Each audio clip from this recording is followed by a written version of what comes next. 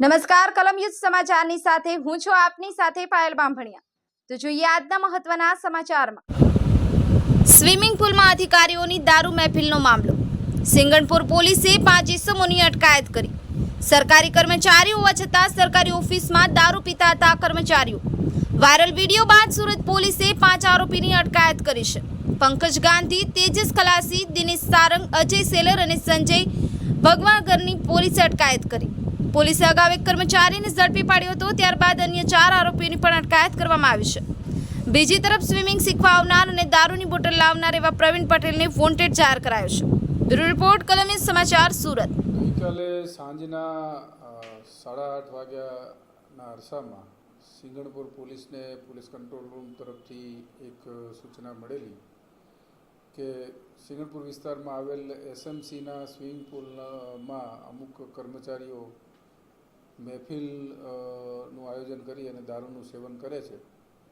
જે મળેલ બાતમી ખરેખર તો આ બાબતે કોઈ મીડિયાના કર્મચારી તરીકે ઓળખ આપનાર વ્યક્તિએ પોતે આ જગ્યાએ આ લોકોને કર્મચારીઓને મહેફિલ માણતા વિડીયો રેકોર્ડિંગ કરેલું અને વિડીયો જે છે એ સોશિયલ મીડિયામાં વાયરલ કરેલો અને વાયરલ વિડીયોમાં પણ એ બોલતા સંભળાય છે અને સ્થાનિક કોર્પોરેટર નરેન્દ્રભાઈને બોલાવે છે। નરેન્દ્રભાઈએ જ આ કંટ્રોલ રૂમમાં ફોન કરેલાની હકીકત તપાસ દરમિયાન જાણવા મળેલ છે।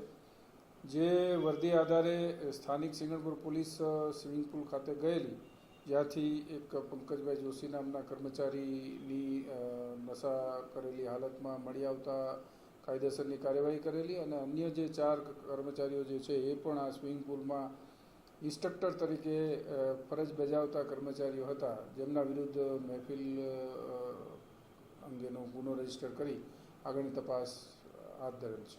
સાહેબ, અંદર કઈ મુદ્દામાલ પોલીસને હાથ લાગ્યો કાંઈ? પ્રથમ દ્રષ્ટિએ જે વિડીયોમાં જે છે એમાં દારૂની બોટલ અને અન્ય ચીજવસ્તુઓ જણાય છે, પરંતુ જ્યારે પોલીસ ગઈ ત્યારે આવા કોઈ સ્થળ ઉપર આવી કોઈ ચીજવસ્તુઓ હતી નહીં, પણ આરોપીઓને હાલ અટક કરેલ છે અને અટકાયત દરમિયાન આરોપીઓની પૂછપરછ કરી અને મુદ્દામાલ ક્યાં સગે વગે કર્યો એ દિશામાં તપાસ હાથ ધરી કાયદેસરની કાર્યવાહી કરેલા તમામ લોકોના બ્લડ સેમ્પલ લેવામાં આવ્યા? તમામના જે પ્રોહિબિશનનો જ કેસ છે, મહેફિલનો કેસ છે, એટલે એની જે સાયન્ટિફિક તપાસ થશે। તમામના બ્લડ સેમ્પલ લેવા કમ્પલસરી છે અને 48 અવર્સ સુધી જો કોઈ પણ વ્યક્તિએ દારૂ પીધો હોય તો એના શરીરમાં બ્લડમાં આલ્કોહોલ આવવાના પૂરેપૂરા શક્યતા રહેલી હોય છે, એટલે એ દિશામાં પણ વ્યવસ્થિત તપાસ કરવામાં આવશે। સાહેબ, ખાસ કરીને સરકારી દફતરોમાં આ રીતે જાહેરમાં દારૂ પીવો કેટલું યોગ્ય? આ સ્વિમિંગ પુલ એક એવી જગ્યા છે કે જ્યાં બાળકોથી માંડીને વડીલો સુધીના લોકો સ્વિમિંગ શીખવા માટે આવતા હોય અને એમાં ફરજ બજાવતા આવા કર્મચારીઓ જો વ્યસની હોય તો આવા બાળકોની જિંદગી માટે પણ જોખમ ગણાય, એટલે ચોક્કસપણે આ એક નિંદનીય કૃત્ય છે અને કાયદા વિરુદ્ધનું કૃત્ય છે, એટલે આવા કૃત્યમાં સખત પોલીસ દ્વારા કાયદાકીય કાર્યવાહી કરવામાં આવશે।